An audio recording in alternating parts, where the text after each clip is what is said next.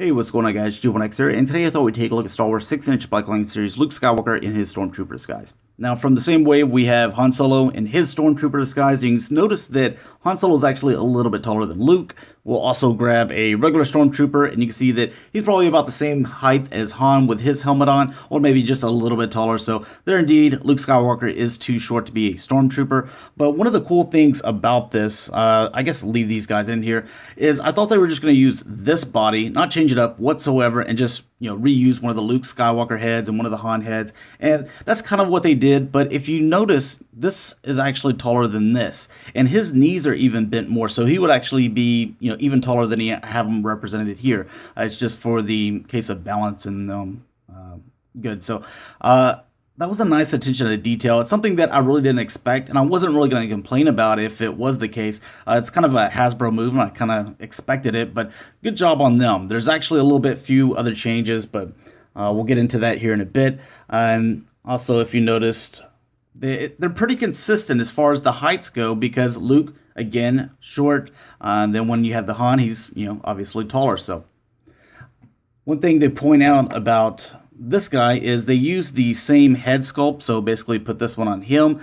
The only thing is I guess he hasn't been using his tanning bed as much because he's much tanner here, and there's a little bit difference in the hair and also in the eyes, where he's got like really beady eyes here to where these are a little bit more round blue eyes. So I kind of prefer that, and also he's not all tan like he hits up the tanning salon like every day. But anyways, let's look at the details with this guy. Some of the accessories, obviously the blaster, the helmet, and he's got the comm over here. Now, if you look at Han Solo's belt, he does not have a place for the comm. So nice attention to detail, because that's something that, Luke used when he's all like, "Come in, 3PO, where are you?" Which is a good question, Hasbro. Where is 3PO? Or I guess it was this end. So when are we going to get him? Give us to him, please. The other thing that I noticed that you could use is, if you get it on there right, you could take one of the lightsabers. He does not come with this. It looks a little silly for a Stormtrooper to be walking around with a lightsaber, so it's not really that much of a disguise. But you can take one of the lightsabers from one of the other Lukes that you do have, and you can plug it on there if you wanted to. Otherwise, you just, leave this on here. There you go. As far as what he looks like with his helmet on, and just push that down and it moves like it's supposed to. You really don't see any head in there, so really nice job. It sits on there pretty securely, and it's pretty natural looking. Now, it's not as detailed as the regular Stormtrooper here. It's a little bit shaped different, looks a little bit longer, it's a little bit fatter, but I mean, it is a helmet going on. It's not just a headpiece like this one. And the gun, it's your basic blaster. It doesn't have any additional paint. It can fit over here in the holster if you'd like.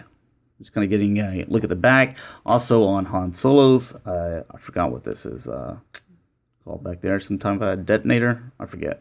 But you can see that it's different than Luke's. So really nice job. Again, you're changing it up a little bit. And he's got a little port back here that you could put the, I guess, little thing from that comes with the Sand Trooper if you wanted to, where Luke Skywalker doesn't have that.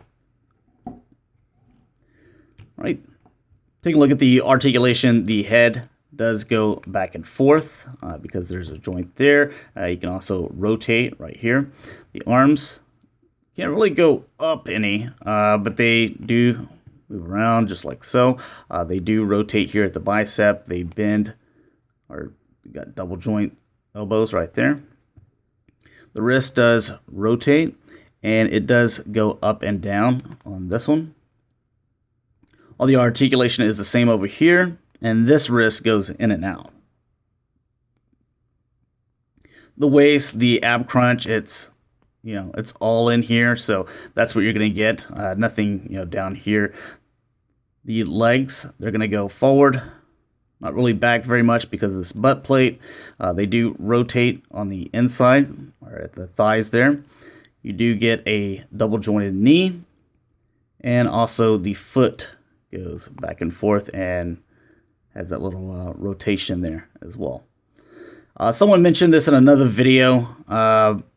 And I think I've mentioned it several times on Cybercast because I got a neighbor that she slams her door all the time, and every day I walk into this collection room, there's always like figures on the ground. It's always these Star Wars ones.